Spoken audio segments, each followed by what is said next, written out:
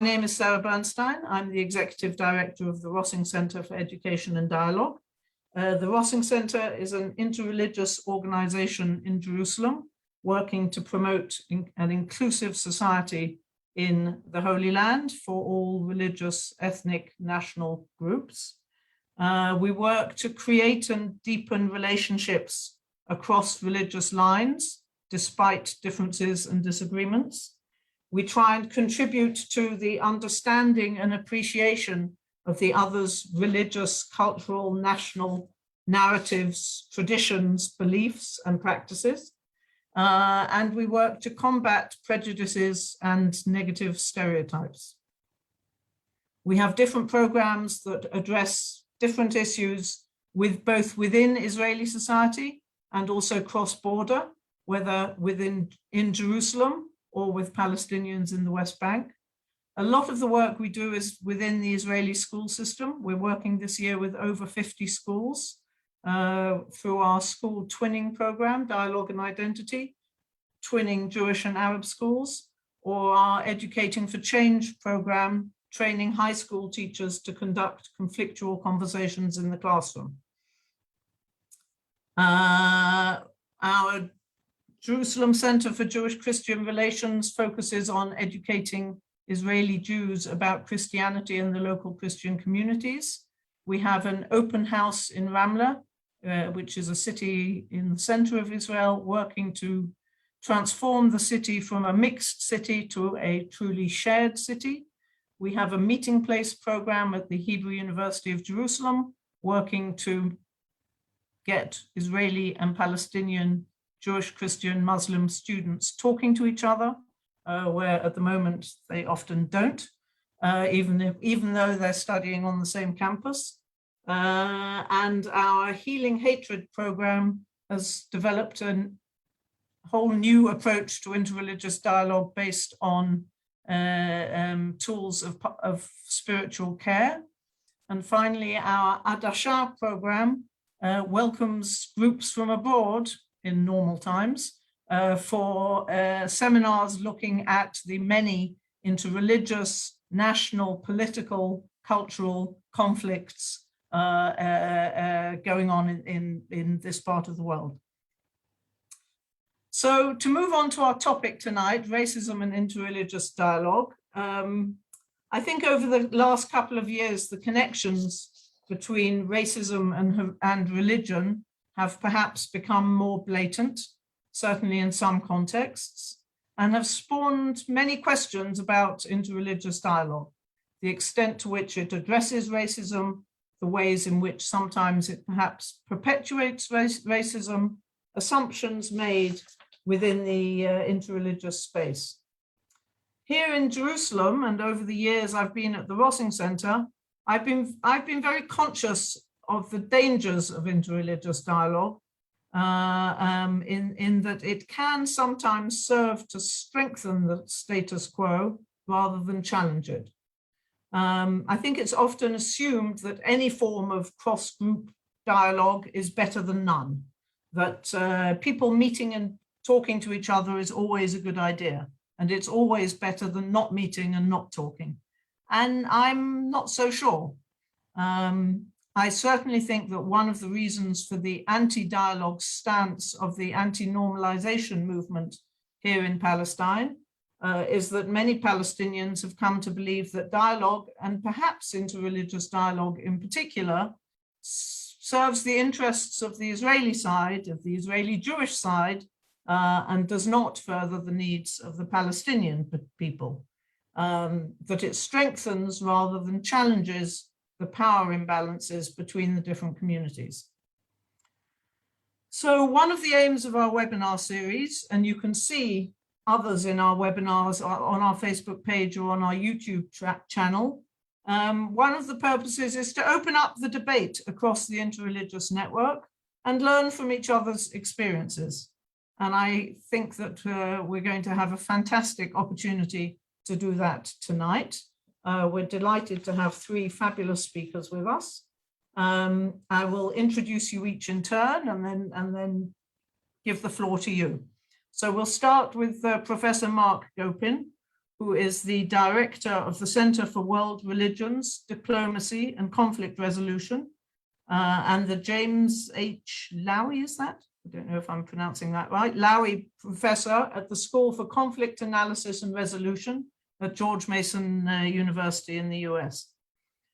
Marc has pioneered multi-million-dollar projects on peace building in the Israeli-Palestinian, Syrian, and Afghanistan conflicts, and consulted with many governmental agencies in the US and Europe.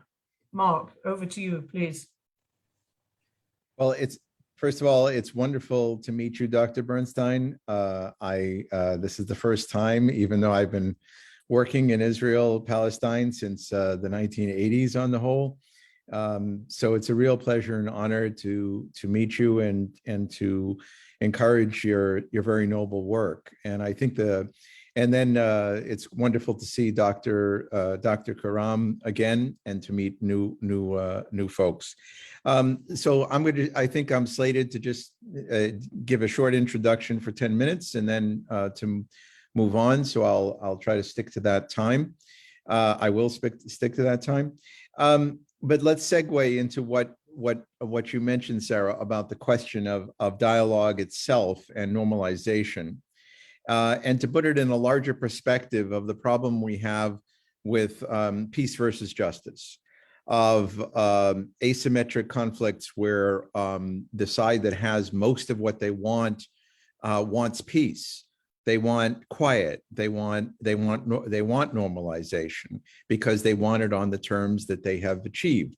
And in most conflicts in the world, people who have lost something that they want back or that they want are focusing on justice. And I've actually literally, if we think that this is just a grassroots debate on normalization, I've been at the highest levels. I'll never forget in 2000, in the middle of a war, being in the Mukata in Ramallah with Arafat and with Jewish leaders and with his staff, and it was the same thing. The conversation was like this: one side was talking peace, and one side was talking justice. And that's the same thing with the issue of dialogue, because dialogue is by definition a kind of peaceful act. It's the notion of dialogue versus something else that is more aggressive. Either actions that change the situation or military confrontation and resistance. And that's why for a lot of people, it feels like a giving up, a surrender. In addition, there's no question that dialogue among elites, among power elites around the world is a cover very often for other activities. It's a cover for economic benefits. It becomes like a blessing. And that's why people will resent it. And they're not wrong that a lot of high-level dialogue is actually quite instrumental in terms of covering up other interests. But especially, I've worked in Israel, Palestine for 40 years. I've gotten to know people intimately from Ramallah to Jericho to Haifa to Jerusalem on both sides, on all sides, because there's more than two sides here. And I can tell you how often I've heard the word, let's just have quiet. Let them be quiet, sheket. And that word sheket is, as soon as that entered into a dialogue in the last 40 years, I heard the word sheket or quiet. I said, oh, that's the end of this conversation. Because what's wanted is not transformation. It's not deep reconciliation. It's not deep equality or dignity. It's quiet because I got what I want. And that's true in the United States. It's true all over the world. So we really need to get past that in terms of how we define dialogue. So it's a good step to talk about dialogue, religion, and race. Here's an example when it comes to race. The interesting thing about interfaith work, so there's high-level interfaith work between religious leaders, and then there's grassroots work. Mostly what happens when you emphasize the word dialogue as opposed to relationship, when you emphasize the word dialogue, people tend to come to it saying, well, my religion is wonderful, welcome to it. Here are all the great things about it. And in my religion, there's no such thing as race. The whole point of my religion is to get beyond race. And everybody says that because we stand for tikkun olam, we stand for justice, or we stand for every human being created in the image of God, or we stand for everyone being a little bit less than angels. And so it is important in the relationship building process of people from different religions to see the positive in the other, to hear how people define their ideal selves. But after all, conflict doesn't come from ideal selves. It doesn't come from us when we're at our best. It comes from us when we're at our worst. And we tend to think of ourselves at our best. And then when we think of the other, we think of them at their worst. And so there's a kind of disconnect.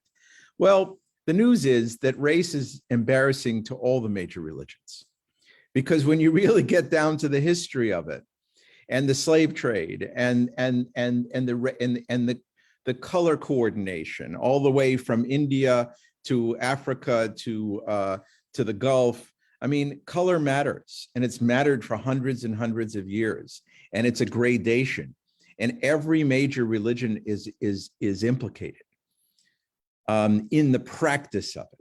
And we can go, and the important thing in terms of peaceful approach to interfaith relations is to face that in all of our texts, to not say, well, what about your guys' text and that word in the Talmud? And what about the fact that all Africans are considered the cursed son in chapter 1 in Genesis? Well, yeah, there are texts like that. But when you get into the reality, we all have to face the fact that we like to think of our religions as universal, as ethical, but in practice, we have a lot of racial problems in every major religious community around the world. And Israel, everyone knows. I'll never forget. I mean, one of my mentors in Israel, his name is Rabbi Melchior, and Rabbi Melchior's work has been legendary for peace and coexistence between Jews and Palestinians. He sacrificed so much of his life for that. And he's still active in the work with Islamic leaders and Jewish leaders. He had a secretary who was, and I went to his office and she introduced herself, and I said, oh, where are you from? And she looked down and she said, I'm from Yemen. And I said, oh, Yemen, that's fascinating. I'd like to hear more about it. And she looked at me with this downtrodden face, she didn't want to admit she was from Yemen, and I couldn't understand it. And then I started to understand how Yemenis have been treated in Israel because of color, because of so it's there's Ashkenazi, there's Sephardi, and then there's Yemeni, and then there's Ethiopian, and so the color tragedy from Iraq to Israel to many other parts is a reality. But it's not admitted as often in the structures of how we present our best selves. So the antidote to that is to, in my experience of interfaith dialogue, is to embrace people's ideal selves, embrace what they think ideally their religion wants to stand for, and their interpretation of that religion. And by the way, this should not be. We need to make the space diplomatically for interpretations of religion that are not based on just what this religious male leader said or that religious male leader, but that everyone has their interpretations. That's why I go into a taxi in the Middle East, and the first thing I ask is, what's the most important, if I see that they're religious Muslim, I say, what's the most important text for you? And they'll tell me a verse, I'll say, I'm getting to know this person's religion, not what the Mufti of Egypt says. And that, it's not that I don't want to hear what the Mufti of Egypt says, but I want to hear what the taxi driver says about what is important to him. And it's the same all over Israel. And the more that we both embrace those highest self-definitions, but also hear truly the stories, and this is where story, empathy, synchronicity of our minds and hearts, that we can listen to the pain and suffering of people of varying skin color and what they've been through, the more that we can work towards societies that anti-racism becomes the supreme religious duty. Anti-racism becomes the supreme religious duty. And that is going to help intra-Jewish relations. It'll help Palestinian relations, by the way. I mean, you know, there is the Bedouin community, and there's a lot of issues in every community I've ever worked with between based on skin color and educational level, etc. So the more that we can embrace the highest self of religious self-definition, but at the same time, a space to talk about the most embarrassing things about our community and to make that a safe space, I think that moves dialogue into something much more constructive than it has been. I mean, we need in order to overcome the anti-normalization tendency, is that dialogue needs to lead to solidarity. It needs to lead to concrete actions. And that can't always mean, you know, as a critique here of anti-normalization, it can't always mean that you want somebody from another group to condemn their own people. A lot of people can't condemn their own, but they certainly can do something positive to be in solidarity. So it comes out of positive psychology and positive peace building, positive spiritual peace building. Many people cannot attack their own. It's even a violation of their religious laws, but they can be in solidarity with all of the poor, you know, Jewish, Arab, Muslim, and they can embrace. They can be in love with all of the children. And so if we can try to evolve dialogue into something that is an embrace, then I think it may have less of it may be part of a positive contribution. I even like the word anti-racism more than racism. I have to tell you, we've been through hell in the United States in the last few years, and I'm really excited about anti-racism. But as soon as we want to identify what's racist about America, I can just see all the people dividing in the worlds that I know. But anti-racism, it actually unites a lot of people. So that's an interesting, from a social, psychological, and neuroscience point of view. My latest work, the book coming out from Oxford, is all about neuroscience and how we restructure our brain with every word that we say, with every word and every emotion that it evokes. And we try to steer things in the direction, I think, of anti-racism as a religious experience. So I'll stop there. It's about 10 minutes, and then we can continue with the discussion.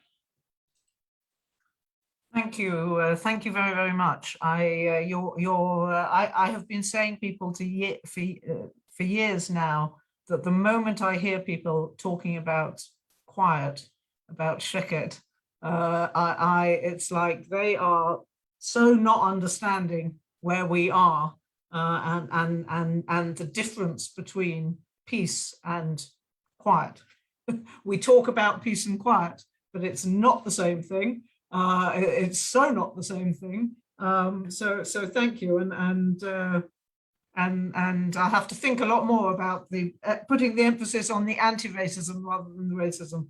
Thank you very, very much. We will now move on and invite Professor Azza Karam to speak. Professor Azza Karam is the Secretary General of Religions for Peace, the largest multi-religious leadership platform with 92 national and 6 regional interreligious councils.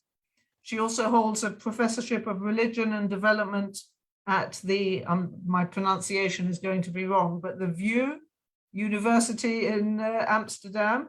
And indeed, she is a citizen of the Netherlands. So Azza, please, the floor is yours. Thank you very, very much indeed, Dr. Sarah. And just to start, to place oneself is important, I think. And I want to echo what Marc mentioned in terms of the tremendous regard and esteem that I have for yourself, your work, and the leadership at the Rossing Center, which I think does amazing, amazing work. So I'm delighted to be able to be with you here today and grateful for this opportunity. As usual, Marc hasn't really left much that needs to be said. He's covered everything: psychosocial, psychological, political. So bear with me a second as I try to put little pinpoints, a little bit more on this way of thinking and grasping. There are three particular points that I would say, and now because Marc has given such a comprehensive perspective, my points will be intentionally meant to provoke. Yes, so you will likely disagree with me. That is absolutely fine. Go ahead and disagree with me, but here are my 3 points that I think we should look at the dynamics of racism and interreligious work through the prism of. Number 1 point is the aspect related to intersectionality. I happen to be a strong believer in the fact that racism is the original sin, not just because everybody says this, but frankly, if we're willing and able to discriminate against or about one another based on the color of our skin, we are very able and capable and indeed proficient in being able to discriminate against one another on every single thing. I have yet to meet a truly inspired racist who is also not a misogynist. I have yet to meet and encounter such an individual. And I think most of us would probably have to get our heads around this particular fact that, oh, here's an inspired racist who's also very nice towards others. I think other is the category that race very vividly exemplifies. Other is seen very vividly from the color of our skin. It's the first thing we notice. It's the first mark of otherness. Everything else comes after. Gender, class, political orientation, the whole tamasha comes after this visual other of color, right? Racial color. So here's a point that if we are capable of discriminating against one another based on the color of our skin, I'm prepared to put my bet on the fact that this very same capacity extends to every single other forms of discrimination. We are more likely to be discriminatory on every single other front and issue, okay? So this point of intersectionality, how it is that racism actually intersects with other forms of discrimination, indeed may not just intersect, but be the root that enables the foundation upon which other forms of discrimination flourish, I think we have to take that point very, very seriously into account, which, by the way, also explains the point that Marc made, which is all religions are culpable. Yes, of course, all religions are culpable because it's the original sin. And what religion has emerged out of nothing at all and maintains that there's no sin whatsoever? That religion I would love to say.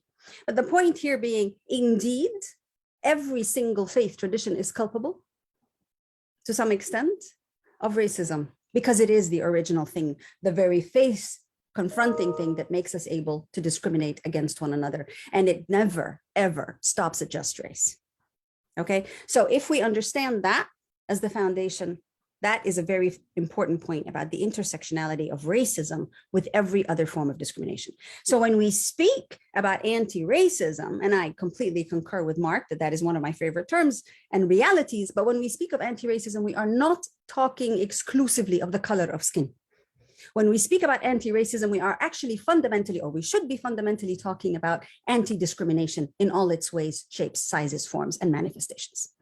So I maintain very powerfully that we must be able to understand racism, not as a siloed area and space of existence, but as the foundation of all forms of discrimination that exist today. We look at our policies, we look at our religious traditions, we look at our interpretations, we look at the way that we behave with one another on a daily basis with that appreciation and understanding in mind that if I'm a racist, I am darn capable of being discriminatory in every other sense as well. It's fertile ground for me to do so. So if I'm countering racism, I am not only countering people who discriminate against vis-a-vis one another on the basis of the color of their skin, I am countering discrimination in all its forms and manifestations. So that's for point number 1. I hope you're riled up enough to be able to disagree with me significantly following. Point number 2, I fully appreciated, and I will have to reflect on this much more, that it is very difficult, the point that Marc made, it is very difficult for us to criticize our own. That's a foundationally important point. And yet I would maintain the reverse. I would maintain that in order for us to counter any form of discrimination, racism included, we must be self-reflexive. We must be able, prepared, willing, capable, indeed, of holding ourselves accountable first and foremost. We must be able to hold our own faith, our own leaders, our own convictions. Everything that defines us must be held self-reflexively accountable. We cannot in genuine good faith, proclaim to be able to understand the position of the other and indeed to defend the other as I would defend myself if I don't accept what is problematic about my own perception and perspective and way of life.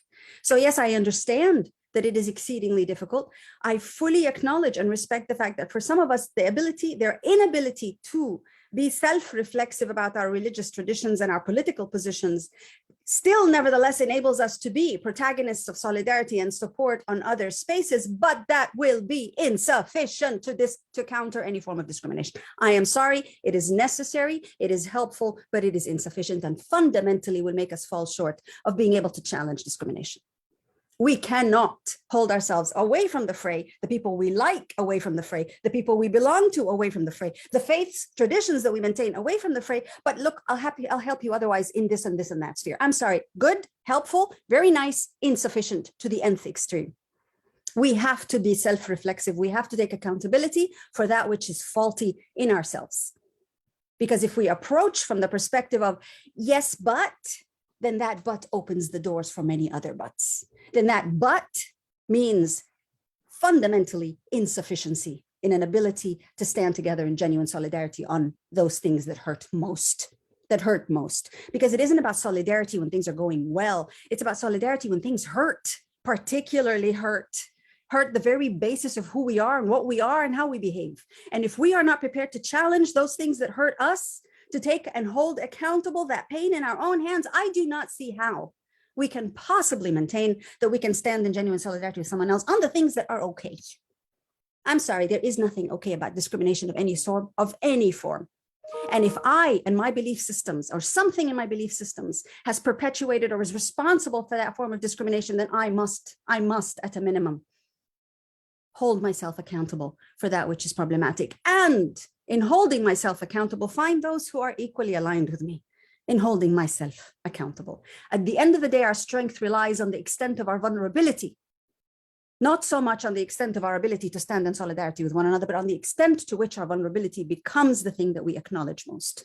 And that applies in psychology, psychological theories. It applies in politics too. Our strength is in our ability to acknowledge our vulnerabilities that we are responsible for. So hence my second point on self-reflexivity. Third and last point. When you have a movement like Religions for Peace, which is interreligious councils in different parts of the world, one of the first things that hits you, at least it hit me, within the first few months is the following. We can choose to look at our international secretariat in New York and where I go and where our deputy secretary general goes and where the assistant secretary general goes and who he meets with and who she meets with and have that moment of photo op, great stuff. We were here together, solidarity, grand stuff. Yeah, I could do that.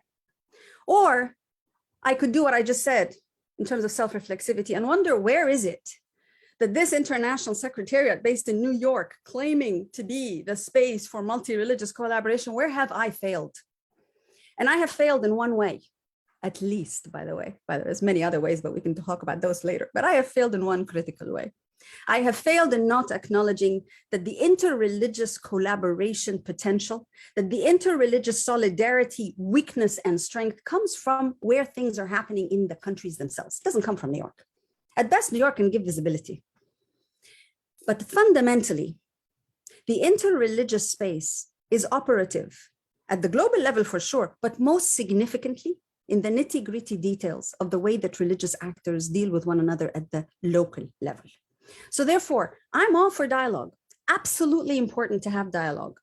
Would be great if I could do it with my own family and friends, first and foremost. But given that that seems to be sometimes a very hard thing to reach, how much would the act of conversing with one another, whether in meditative silence, utter meditative silence, or in an actual palaver of screaming dissonance, how much is that sufficient?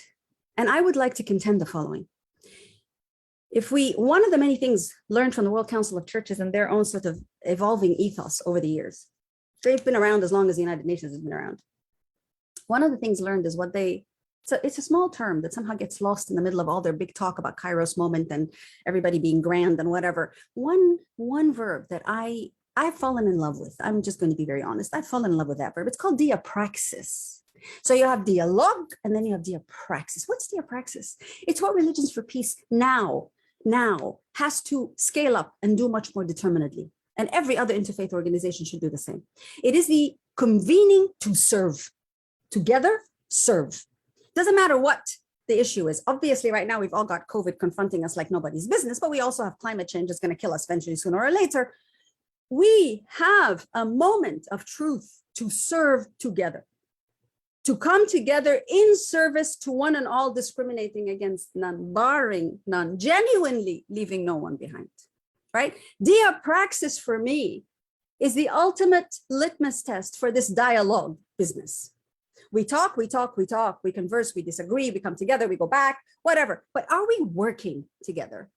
What I learned from setting up the Multi-Religious Humanitarian Fund, because apparently you have to somehow convince religious communities that have been there for yonks, that are the first responders in humanitarian crisis, that are the original social service providers. Apparently you have to convince them of the value added of working together, of actually doing exactly the same series of needs to exactly the same people in exactly the same community. You have to convince them to do that together. Interesting knowledge, observation. We must convince religious communities, religious actors, religious institutions with tremendous wealth and the poorest ones to work together. Go figure. So, okay, we need to encourage them to work together to serve common needs, common purposes at the exactly same time. As we do so, we realize that the religious institutions, the ones who are best established, longest established, most far-reaching, most wide-reaching, we all know that mantra, are actually the ones least prepared to put money into serving each other. They each have their own highly established, highly evolved humanitarian mechanisms, which are working at 2000% to confront COVID. The idea that they should collaborate or maybe work together with someone else and put some of their money into some other pot that will go to some other community, that hurts. No, wait, why would we do that? That's a lot of work. That's a lot of trouble. That's a lot of effort. That's the whole blessed point, isn't it? That's the whole point, that it's a lot of work, it's a lot of trouble, a lot of effort, because how else do you overcome the discrimination that you have inherently within yourself? How else do you serve if you do not do so from a standpoint of conviction that it is not your own community, your own people, your own organization, or your own institution that you're meant to benefit, but the other? How else do we challenge ourselves if it is not to give up our most valuable to one another? And that's the lesson that is being learned right now as we speak, that religious institutions not only may shy away from being able to hold themselves accountable, but they also may shy away from being able to give genuinely to the other. So what anti-discrimination and anti-racism are we talking about? Let me leave it at that.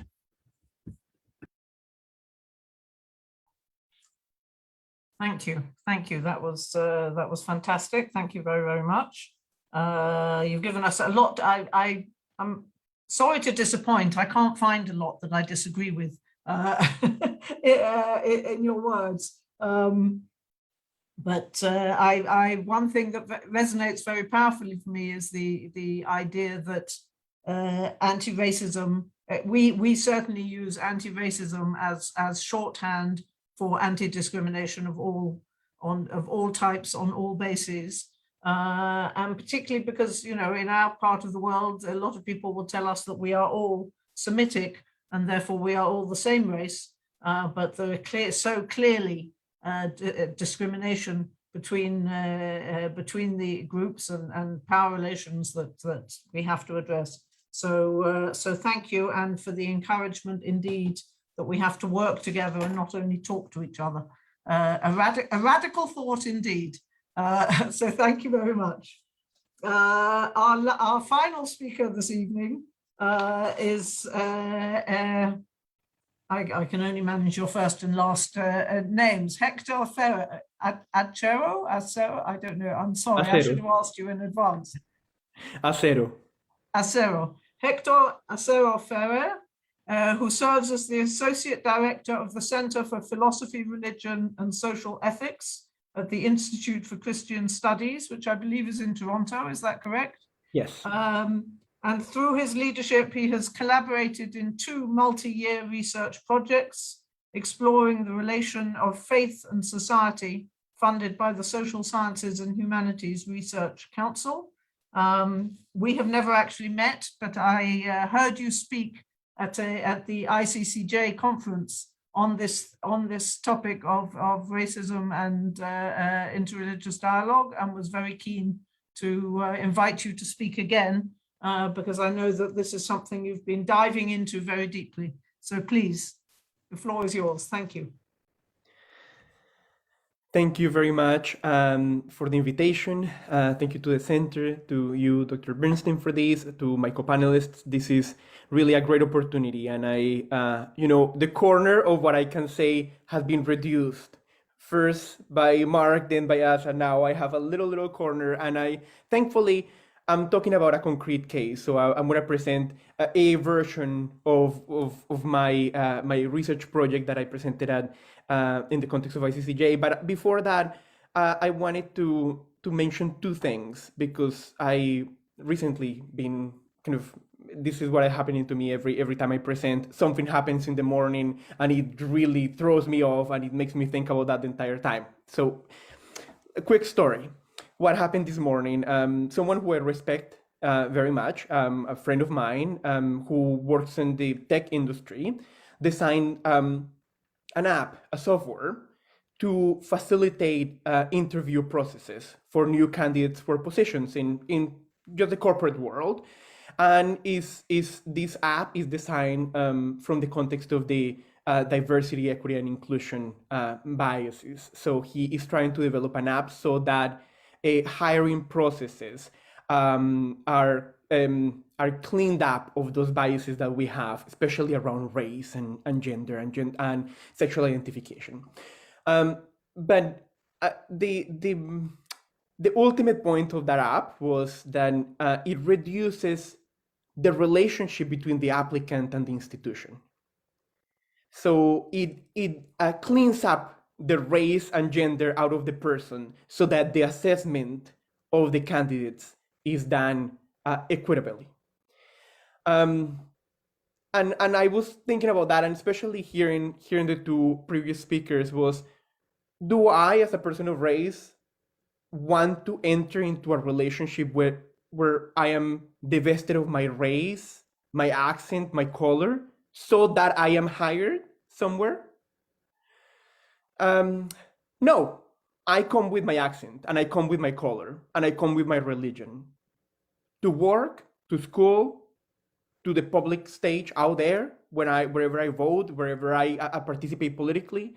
And even though I appreciate the desire to get rid of biases, I don't want to believe that I live in a world in which the only way to avoid racism is to stop being in relationship.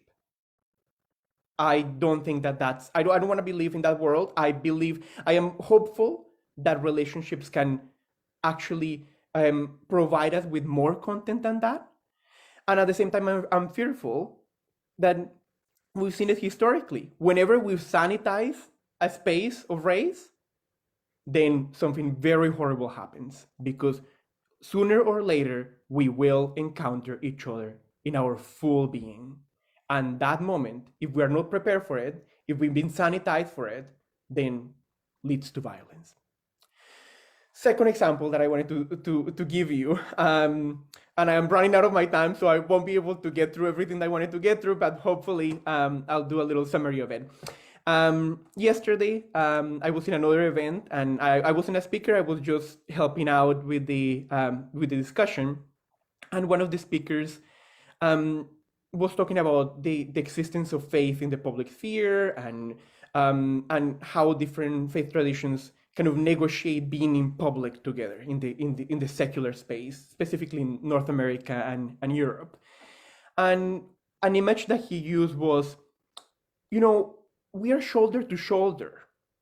So when we're shoulder to shoulder, we're bound to kind of run into each other. We're going to be uncomfortable at some point. And I was reflecting on that, and I thought, the problem is that we aren't shoulder to shoulder. Some of us are shoulder to shoulder. Some of us are knee to shoulder, hip to shoulder. we don't enter the public space at the same level. And that is already amplifying the discomfort. Hence, some groups who are at the knee level want a larger space, feel that the public space is working against them. And of course, race is one of those things that creates those differences, as is gender, as is sexual identification, as is, there's many other things that one can be discriminated against with. And that's a little side comment there in response to Azza. I do have a bone to pick with you, because I don't think that discrimination is across the board. I've encountered many people who are highly competent in the realm of gender and are terrible at race. So I'll leave that for the discussion, but now I'll go a little bit with my presentation. I'll try to get through this very quickly. I'm just gonna share the screen here because I wanted to just let you know a couple of things about me and my project here. Let me see if that works. Hopefully you can see what's in front of you at the moment.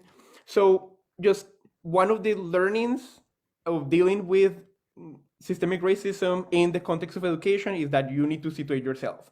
I am not speaking for everybody. I am not speaking for everybody in my region, in my religion. I am speaking for a very specific group, or for myself in this context. And this is something that indigenous speakers do a lot in the Canadian context, is the division between I am not and I am. So I'm going to tell you what I am not and what I am in the context of what I'm saying.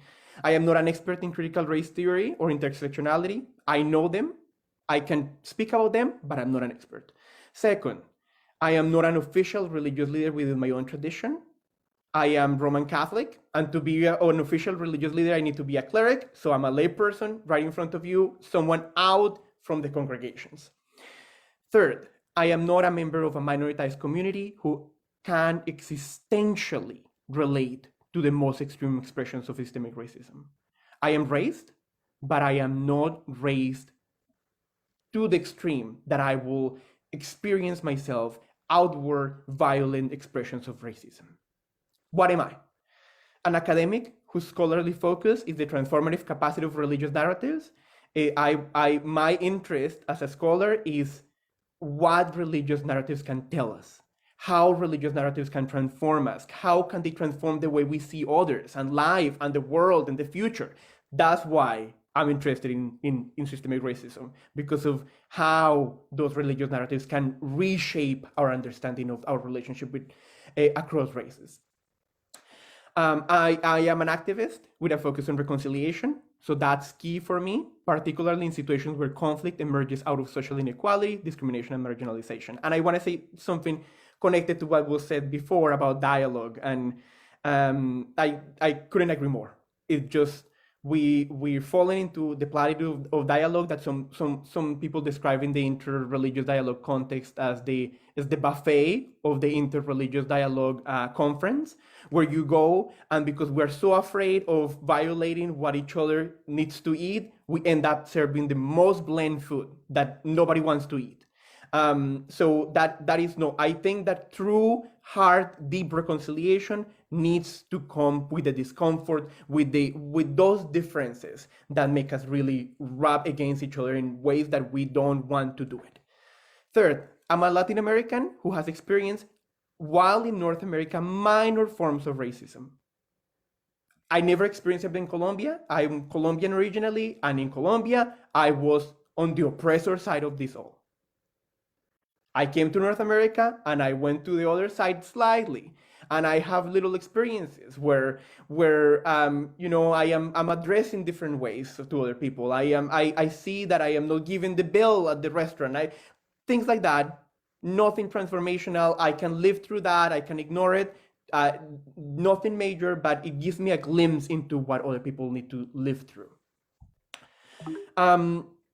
Just very quickly, I worked for a number of years with the Christian-Jewish Dialogue of Toronto, which is an organization, a network based here in Toronto, And it has an initiative called Abrahamic Conversation Series, and that's what I presented in the past about. So it's a series of issue-focused education sessions that brings religious texts and traditions in conversation with current realities.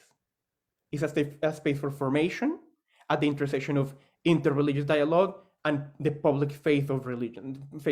So those issues we're talking about fall within that category. And it builds on years of collective work across local Jewish, Muslim, and Christian organizations.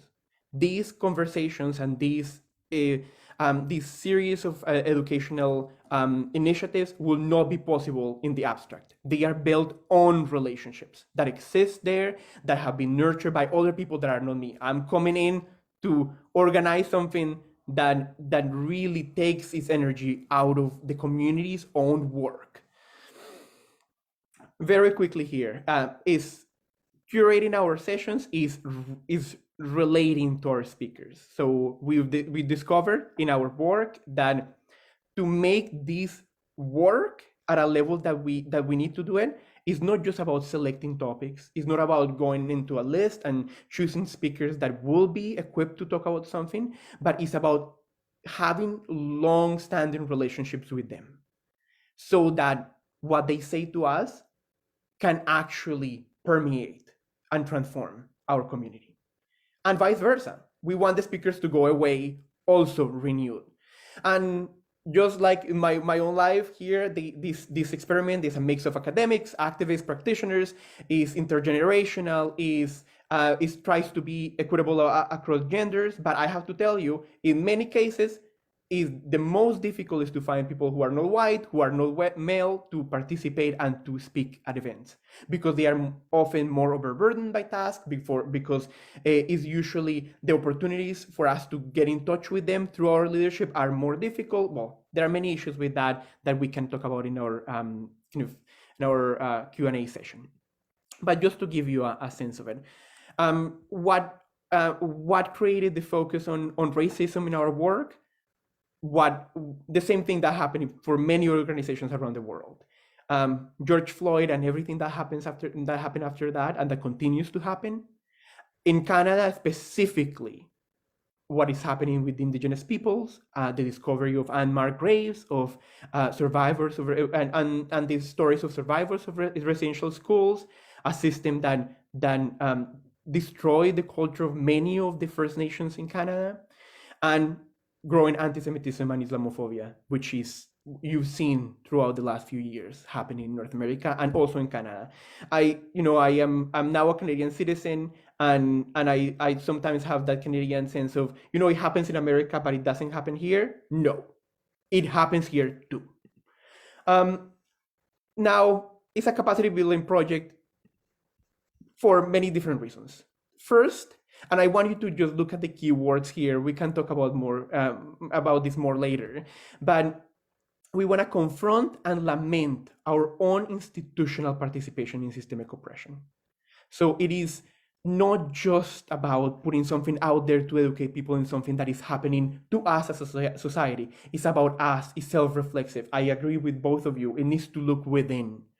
And it needs to look within. And it's not just about looking within and judging within, but sitting in that discomfort and lamenting about what is happening. Second item here, capacity building. We want to raise awareness. We want to make sure that the community keeps hearing about this. Third, better understand the experiences, perceptions, and opinions of our network in the face of systemic racism. So we want to understand what is happening out there. We are not just educating people in the vacuum. We are educating people that are at some level, in some context. We're trying to understand what that context brings to us. And then the fourth item here, develop strategies to cope with this. And I don't know that I could find a better English word for that, because I could tell you to uproot or to transform or to, no, we're not there. We're just coping with it. And the reality is that hundreds of years of oppression are not going to be undone by a small grassroots initiative with a small community organization. But we can learn to cope with it, to find ways of looking hopefully our own future as a network, as a community of communities. Just some findings for us to maybe reflect about very quickly. And again, I highlighted some words here for us to keep in mind the levels of findings. So when we started doing this process, we found an overwhelming feeling that systemic racism was an external problem and not just, and that we're just signaling something out there. Religious traditions sit up here with our moral values, pointing at what is happening in society and saying that is terrible. And that is what a lot of the people that come to us and ourselves think about it. It's overwhelming. 2, generalized sense of thematic focus on systemic racism being too political or outside of the purview of activities of our group. We're an interfaith group. We don't need to worry about those political issues. Those really don't belong to us. Even if we have systemic racism in our midst, we don't want to talk about them at that level out there. That's challenging.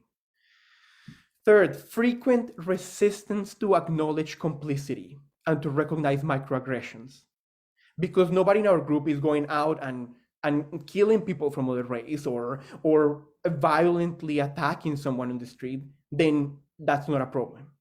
But yet the microaggressions are there all the time. They exist so much within our faith communities. We see it at every turn. We see it in our liturgies. We see it in our community initiatives. We see it all the time. And it's very difficult to shake us out of that system. And then the last item here is persistent identification of the problem with the racialized members of our groups. So it is their problem. The solution should be theirs as well. So, the few people within the group that often brings this up appear as a group that you're taking our time. You're taking our time, and this is your problem. Just come with a solution, and we'll get on board with the solution. We'll work with you. Don't worry, we're here, we're supporting. But there is not a sense of that problem being a problem that is across everybody, not just people who are raised. Then strategies that we've developed, and I'll just mention this very briefly because I know I've run out of time. We've addressed this, or we're planning to address this thematically, existentially, experientially, and structurally. So thematically, how? Connecting areas of concern of our group, things that they have dealt with before, that they are interested with, and with with systemic racism, showing those links. Existentially, tapping into that existential anxiety of, like, everybody has experienced discrimination in some way or another.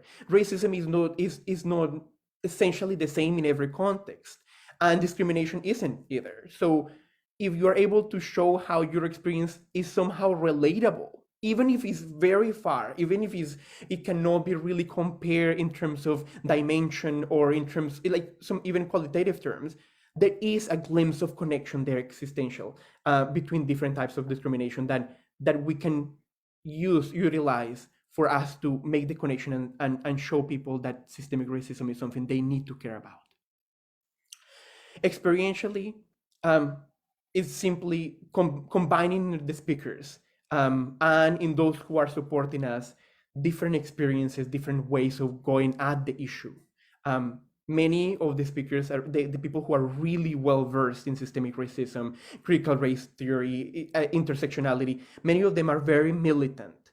They come and talk to you and you feel like you're being reprimanded. And that's needed sometimes. But we also need the more dialogical voices.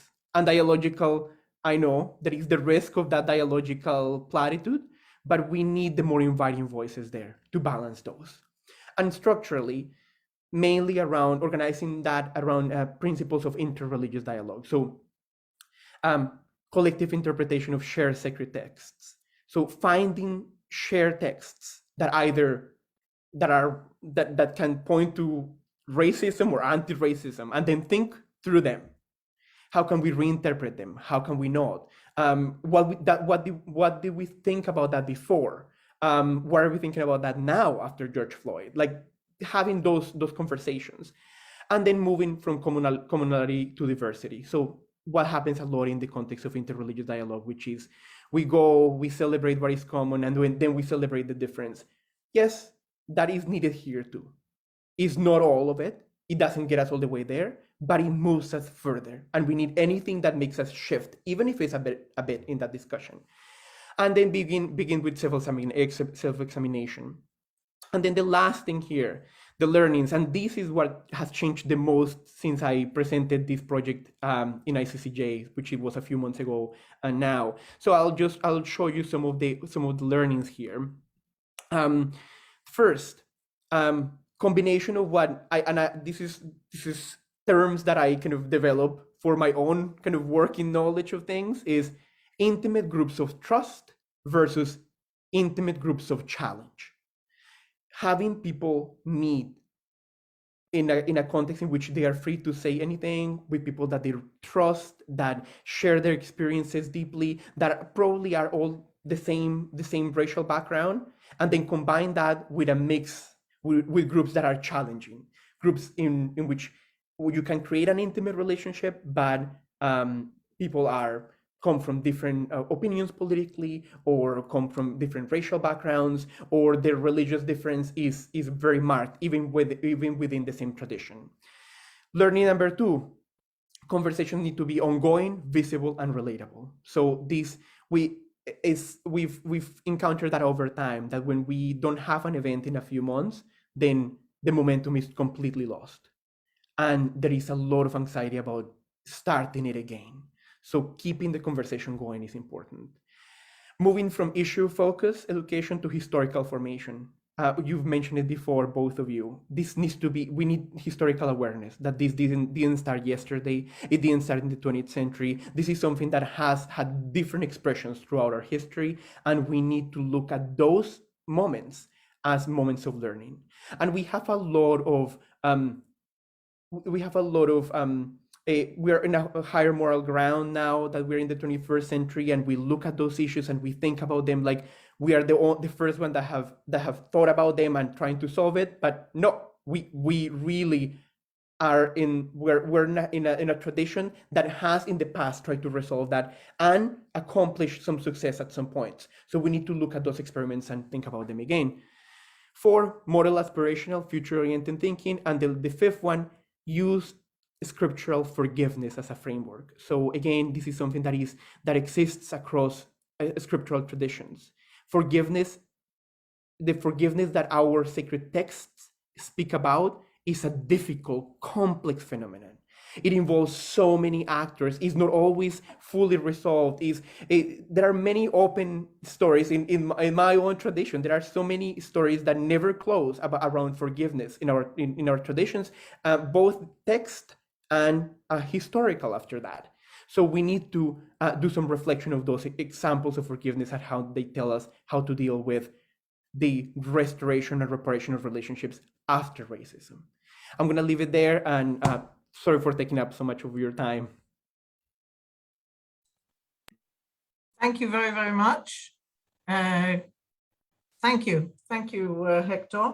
I think it's. I love the fact that you both put the challenges out there, but also suggested some ways to address them.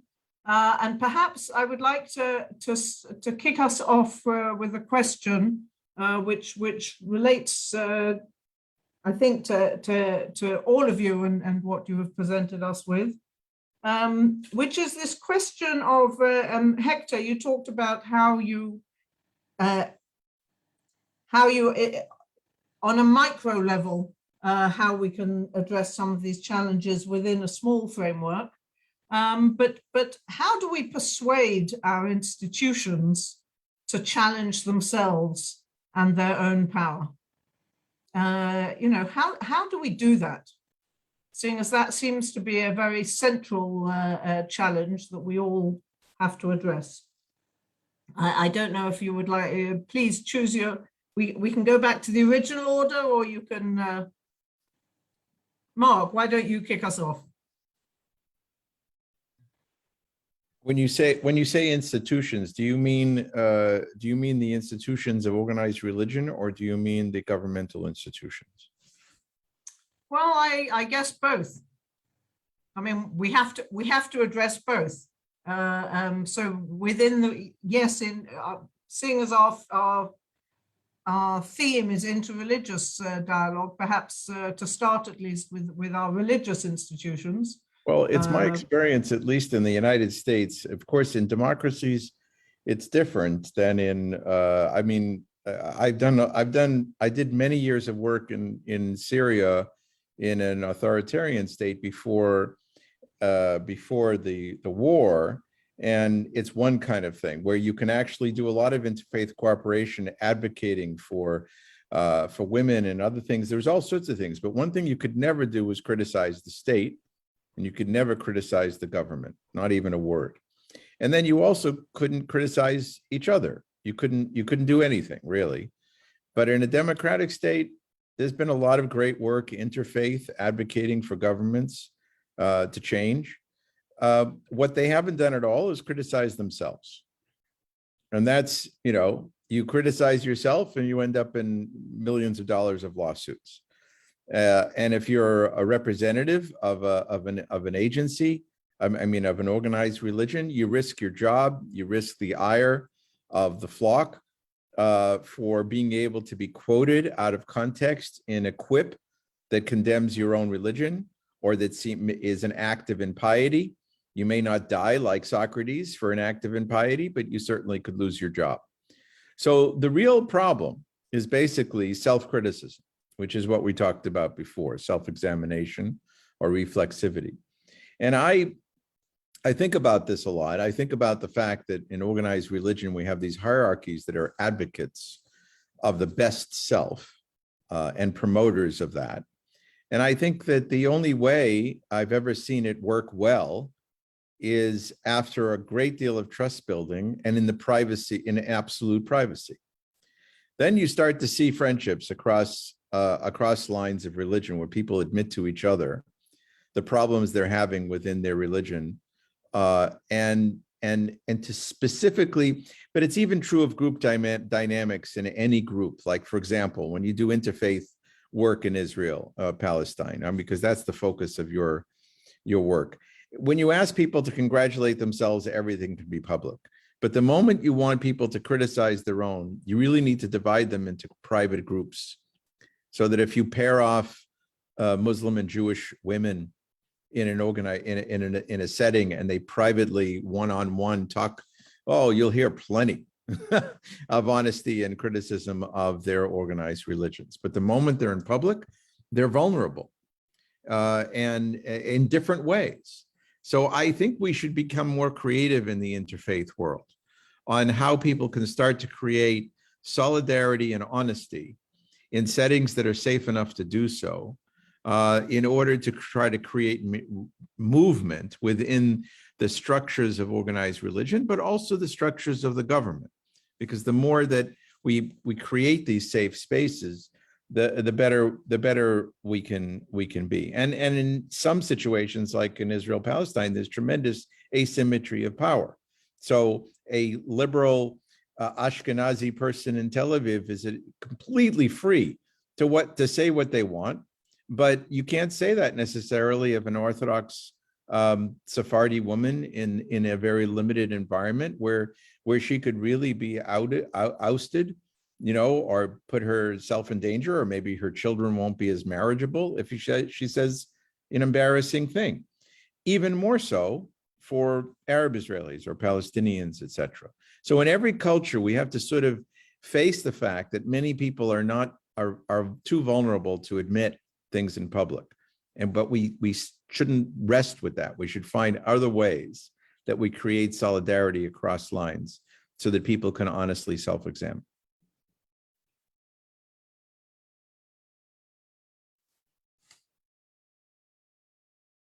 Can I try to just tackle that based on also some of the some of the work that's been done already over the last 50 years within the context of interreligious councils of religions for peace. And I will not focus on Israel Palestine because there's enough experts in the room. And in my tradition, we say we should not try to become a mufti if the grand mufti is in the room. So, and as far as I'm concerned, there's plenty of grand muftis in the room. I am not going to give any fatwas, but I will share some comparative examples from other contexts. One lesson that I think Marc also referred to is that sometimes the interreligious can be a space for more maneuverability, for self-reflexivity than the intra-religious, actually. So we found, especially when discussing very sensitive political and or gender-related issues, that sometimes when it's an interreligious, so it's not the same religion, they're different religious folks coming together, they can sometimes do a much better job of airing their particular issues and grievances than when they are alone. So this applies specifically, by the way, to things related to gender dimensions, that sometimes the women find it much more convenient to pull out the book of criticisms that they themselves feel, but they have also experienced that they may themselves be perpetuating when they're together across religions than when they're sitting with their own sheikhs and imams and what have you. I also have examples of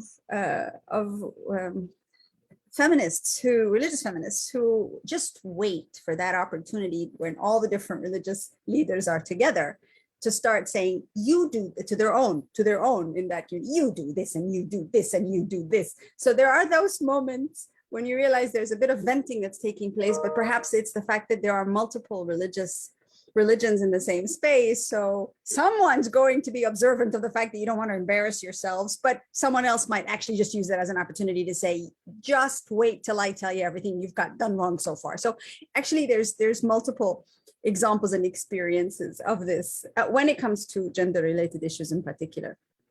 So sometimes the interreligious can be a place for self-reflexivity more so than the intra-religious actually. And I think another dimension that happens, and I noticed this also when working in the UN and convening many different faith-based organizations together, that actually when they're convened together around specific issue sets, there seems to be this positive momentum of competition, but it's competition to see who's more broad-minded as opposed to competition to see who's more conservative, which is a fascinating, brilliant dynamic. And I saw it happening across the Arab world, also on areas related to disease and so on, but they then become more keen on showing who's more human rights friendly and whose religion is more human rights. And that's the point which I think Hector spoke about in terms of finding shared texts, that actually sometimes when you bring interreligiously, then the competition to find the texts which are more human rights supportive becomes even more so. So, which kind of takes you back by surprise, but that does happen, that has happened. There are multiple examples of this over the course of a number of different issues. But then I also wanted to say that there's a word of caution, if I may, and that is that of course it is important to show connectivity and empathy and all that. But I think we should be a bit wary of assuming that we understand the pain of others because we have experienced some of this pain ourselves. It's a very, very, very tricky terrain and territory, especially when there's an asymmetry of power dynamics. The larger political power asymmetry means that we need to tread very carefully on how we attempt to show empathy or sympathy about the pain of others that we have not experienced ourselves. I have a vivid example of a particular group of youth that came together who had been brutalized sexually in different conflict situations. And they were convened very graciously by a European person, and they were sharing their pain, different things that had happened to them and how painful it was. And the facilitator was trying to show empathy. The facilitator is European. Many of them are coming from global South countries. The facilitator was actually trying to relate, to connect to that pain. And it really backfired so very badly because the facilitator had never experienced any form of sexual abuse at any moment in life, in his life. And he had a group of men and women, largely women, who were speaking about different forms of abuse that they had suffered, including in contexts of conflict. And it just clashed badly, because it looked like it wasn't so much an attempt to connect, but it was an attempt to disempower by taking over the narrative, by showing that I too can understand you. I've experienced nothing of what you're doing, but I can understand you in a space that really, really difficult to convince anyone that you could have got that experience in any way, shape, or form. So we have to be super careful about the extent to which we rush to show empathy, because even if we feel it, there are some forms of abuse that we should be very wary of assuming we understand the nature of. And this applies to institutions too, Sarah. When we are attempting to transform our institutions, we often will try, some of those in power in those institutions will try to show that they understand, and here's what God said about this space and this pain.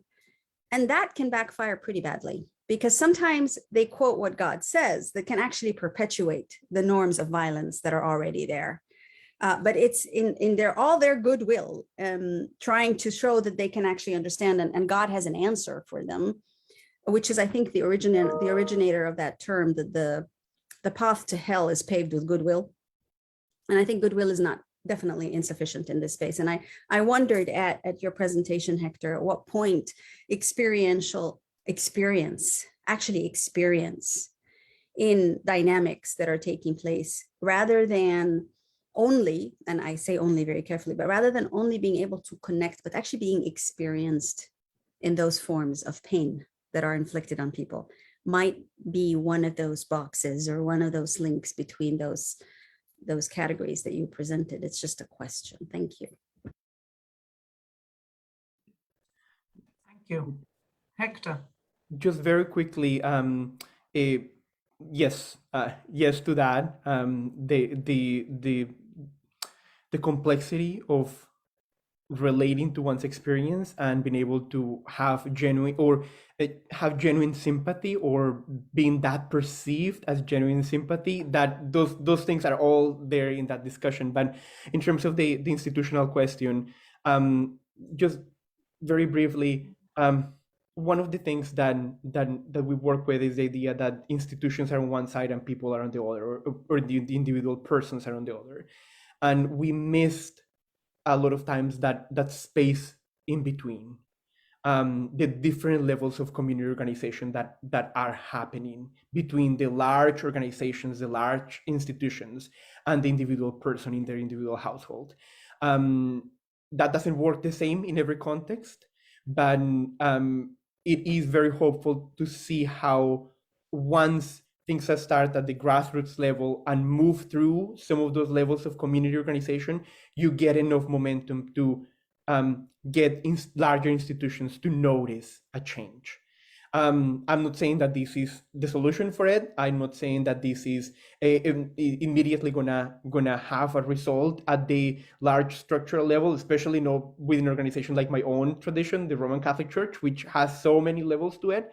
But it starts slowly permeating, and that at least regionally represents a lot of transformative power in the direction of anti-racism. So again, thinking about that level of community organization, especially of intimate community of belonging, not large nameless community, but intimate community where everybody knows everybody else.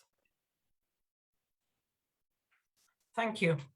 We only have a short time left, and I'm conscious of trying to finish on time.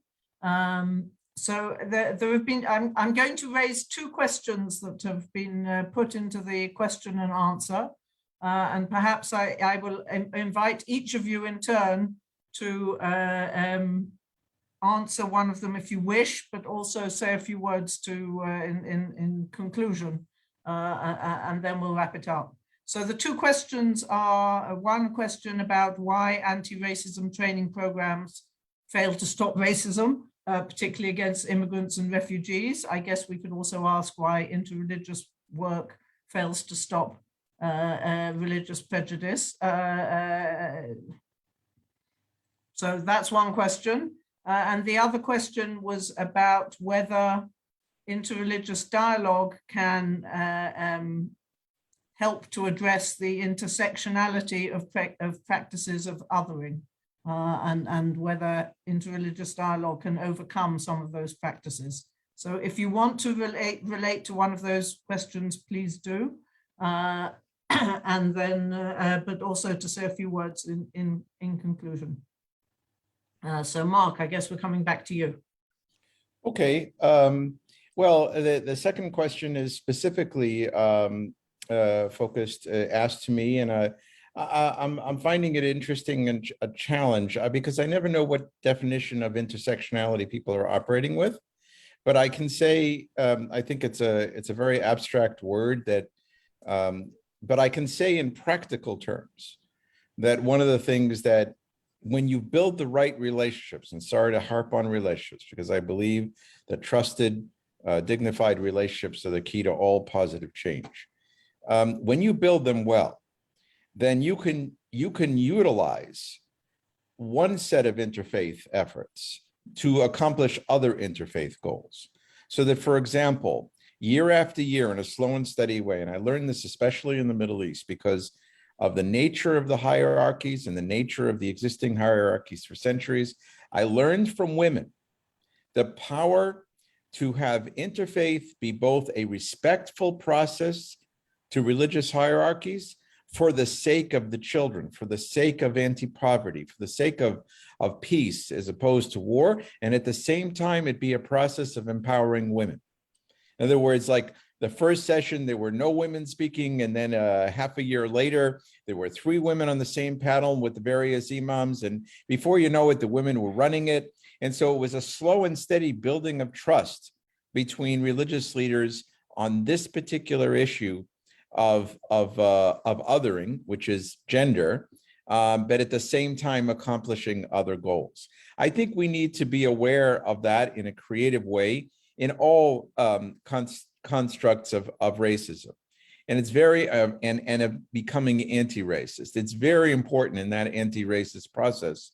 I believe, and this is a prejudice on my part, but after 20, 30 years, the work I've done with women in very difficult circumstances is that they have been able to thread together from Somalia to Syria to other places an organized way to make positive change psychologically and structurally that leads to anti-racism and anti-prejudice and other domains. So it's very easy, maybe for men, maybe for intellectuals, to get too lost in the abstractions of one issue, rather than the relational issues of how to make change that leads to dignity and even love and care, apologies, acknowledgement, etc., that are so important in the processes of change. So that's the kind of, I don't know if I'm answering the intersectional question, but that's the kind of methodology that I would recommend. And the anonymous question about why anti-racism doesn't work, 2 reasons. One is that we don't focus on relationships, we focus on technical programs and checking boxes. And of course, that never really profoundly changes people. And the second thing is that the money that we spend on all of these efforts are a pittance by comparison to the money spent on hate and war. $1 trillion in Afghanistan over 20 years, 100 billion a year, and bupkis, we say in Yiddish, nothing for serious religious peace building that would engage the average imam, the average Muslim person. I have friends who sacrificed and risked their lives to do that on nothing, on vapors. And then there is $100 billion a year being wasted at the same time. So we don't have a right to judge our work until there's adequate resources to be competitive with war, violence, hate, and prejudice. We're not even close yet. So we have to forgive ourselves and then struggle to be equal at the table of human investment. Thank you very much. Azza? So again, after Marc, good grief. a point to share that I think I completely concur that the relational dynamic and that the relations are the heartbeat that helps us counter so much of the discrimination that we have and that we carry. Sometimes it seems as if we carry in our DNA towards one another on the basis of all sorts of things, including race. So yes, I agree. But then I think we're operating in a world where it's not always possible to evolve those relationships on the one hand, but on the other hand, I think we see very clear attempts to keep separate, to actually break or prevent relationships from taking place. That move is as old as time itself and is very much present in our contemporary times, which makes it kind of ironic because we're supposed to be so incredibly well connected and well informed and etc. But actually the truth is that there are sometimes very deliberate efforts to stay disconnected, not to build the relational dimensions. I think you know what I'm talking about. Given those realities, sometimes the challenge of coming together and building the relationships, otherwise, in other cases, the challenge of deliberately building walls and keeping ourselves distinct and separate, it further begs the question for how actually we need to work together, actually do something practical together. I have some remarkable testimonies from young people and women of faith who have benefited from the wee tiny seed grants that Religions for Peace has been giving for this multi-religious humanitarian funds. They've come together, come up with a proposal in their communities and started serving and actually doing the wide diversity of things. Some of the testimonials are heartbreaking. They're heartbreaking not because they're sad, they're heartbreaking because it shows you how very little of work together, of service together can change dramatically one's way of perceiving the other. That when we get together to do something, to serve, in that process of getting together, 1,000 verses from the Holy Quran or from the Bible will not be the same as that operational process of coming together and working together and serving together. Nothing like it. No verse will capture it, even though actually when you look backwards, you realize, oh my God, there's this verse and that verse and this chapter and that chapter. It's amazing. Yes, but the journey to arrive happened through serving together. The testimonials stand the test of challenge, of actually through working together, you end up serving together. And maybe, God forbid, God forgive me for thinking this, but maybe COVID is an opportunity.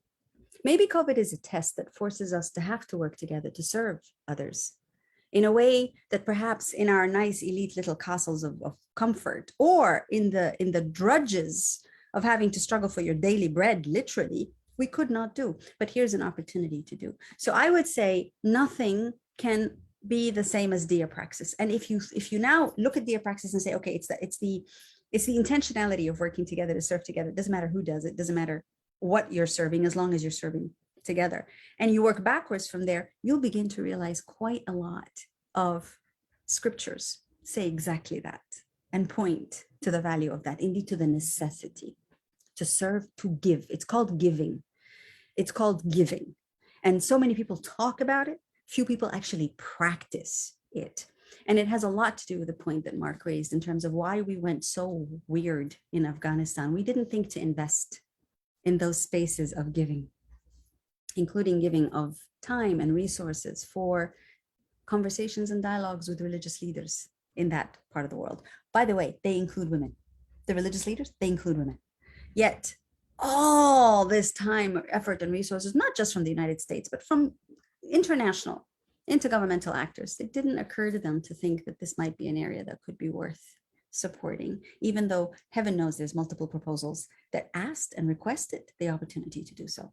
I think at the end of the day, apraxis has to be our core intent and purpose, and we have an opportunity to do so right now because we're all confronting multiple crises, humanitarian crises at the same time. This can be an opportunity, or this can lead to further wall building and exclusion from one another. Thank you. Thank you very, very much. Hector? Perhaps starting with the intersectionality question, I'm very wary of intersectionality, and it comes with a bit of a discomfort with a North American tendency to thinking that naming something means resolving something. I don't believe that can be equated. I think that intersectionality names a reality, but doesn't really fully resolve it. So it gives us the tools to think about different layers of discrimination and oppression working at the same time, and is helpful for some contexts and some concrete circumstances, but not necessarily beyond that. And that I will kind of echo what has been said around the concrete relationships shaping different ways of interacting, and also different ways of oppressing, also different ways of resolving that oppression. So intersectionality, a tool, yes. A resolution, no. Now, in terms of the second question, or the first question here around the anti-racism training programs, yes, that also has been the experience that I've had. That programs that are named already anti-racism programs that are brought into different settings, they just don't have the effect they should, or that is intended.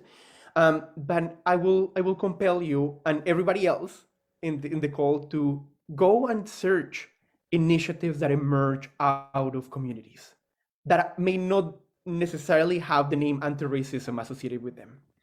There are so many grassroots initiatives that are working to reduce discrimination, especially around immigrants and refugees. And they don't even know what they are doing. They are not even labeled in that way, but it just is working. I also, of course, come from a country in which that is a very hopeful, positive experience, because Canada has a lot of those small communities that have wrestled with a small number of refugees or immigrants coming into a larger community, so integration is easier. So the interaction around discrimination works in a different way, because the dominant group still is the majority. And that setup changes depending on the numbers and the interaction between the groups, and the religious differences and expression of religiosity and all of that. But we did one of the research projects that we engaged in a couple of years ago at the center was around settlement of refugees and faith communities, and seeing how faith communities were working in interfaith contexts to welcome refugees and to broker those relationships. And what was fascinating, it was that the local communities weren't only training themselves in becoming less discriminatory against the refugees, but they were trying to teach government officials locally how to interact with equity and diversity principles in mind with these newcomers. So the interfaith group worked as a connection between the newcomers and the rest of Canadian society, and those experiments are out there. And we should just look them up. They are in social media. They have websites. Thank you. Thank you very, very much. We have to wrap up and leave it there. So I just want to finish by saying that at the end, you I think all talk about trust, about relationships, and about working together. So I hope that we can continue to do all of that. Thank you very, very much to our speakers for joining us for what I think has been a very, very interesting evening here in Jerusalem, daytime for some of you. Thank you very, very much. Anybody who would like to sign up for our newsletter so that you receive invitations to future webinars, you can do so on our website. And of course, you can follow us on Facebook, where obviously we also put all our invitations there. But thank you very, very much, Marc, Hector, Azza, and thank you to all of our participants for joining us this evening. Thank you. Hatzlacha Rabbah. Salam, bye-bye.